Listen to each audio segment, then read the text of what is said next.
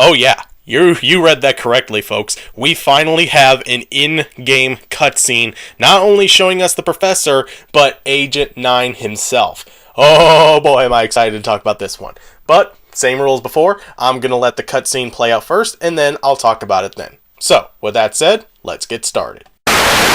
It's a funny thing, Spyro. I adjusted Avalar's portals to take me to the Dragon Worlds, but somehow I ended up here.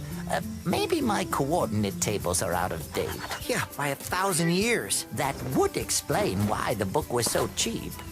So now that you're done saving the world again, are you gonna visit me in Avalar? Sure, Laura, but I still have to find the rest of the eggs, and, well, Hunter's disappeared again. Did you say Hunter?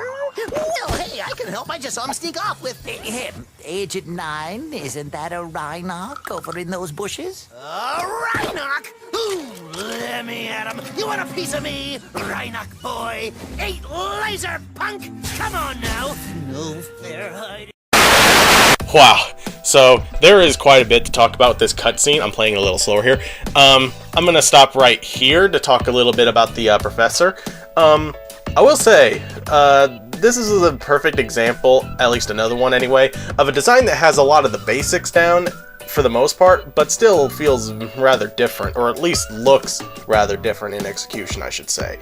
Yeah, that's the thing I like to hold true about this remaster, if you can call it that, is that a lot of it looks different, but still feels rather familiar, at least in many places, and the professor, as well as the Laura, we're about to see here in a second, are perfect examples of that. I like how this change has it to where his eyes are closed because, well, we've established he's actually a mole, and I also love that they gave him the buck teeth to add to that, as well as, in general, making him look more distinctly like an anthropomorphic mole. I actually really like that. I still love that they also have Tom Kenny doing the voice of him as well. Yeah, so, getting back to the cutscene here, we also have Spyro, who is, of course, acting a little sassy, and we have, over here, Alora. So, yeah, the thing I like about this is just how adorable it is. I'm going to replay it in slow-mo to show you, oh my god, it's just, I love how very bashful she is in asking Spyro to hang out in Avalar later on. And I also love how, I actually didn't notice it the first couple times I watched it until someone pointed out in the comment section of the video.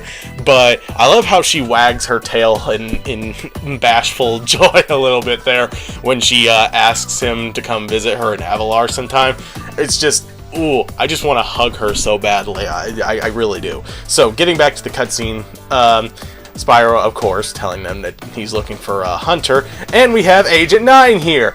Oh my god, I love the animation on him. And we're about to stop here to get a better look at him right about now. So, I will say, I do like how how faithful he is to the design, but still making some of the appropriate tweaks.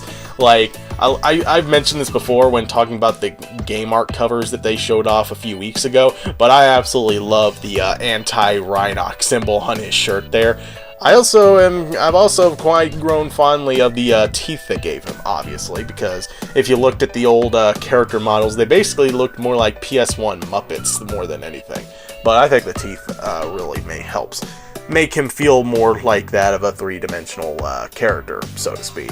And I also love the metallic look on his boots. I also love the way they updated the look of his ray gun there. It looks friggin' badass, so to speak. So, playing it a little bit more here. He's just so crazy. And I love how freaking, stopping here.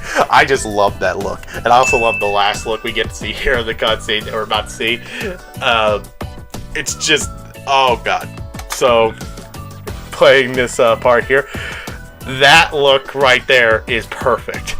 That is pretty much the perfect summation of how I feel when watching Agent 9 go, for lack of a better term, apeshit. So, that's really funny there. I'm definitely going to be making that look quite a few times when playing his stages. I'm going to replay the cutscene one more time, just a little slower. It's just great to finally see a bit more of Spyro 3, this time in cutscene form of all things. And it's just great to have more character reveals, this time in the Reignited Trilogy's clothing, like the professor there.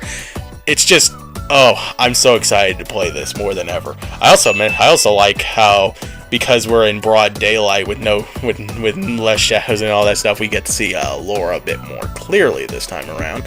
Her look was kind of hard to make out, and I still just love how crazy Agent 9 is. Also, one last thing to mention, yes, from what I could tell from listening to his voice, they did get Richard Tatum back, which makes me happy.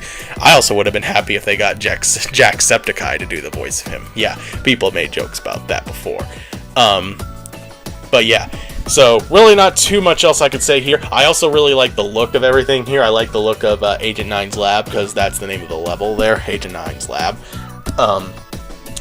All joking aside, I'm still eager to see him when I actually play the game, and I am actually kinda looking forward to playing his stuff again, even if I don't think they're my favorite parts of Spyro 3.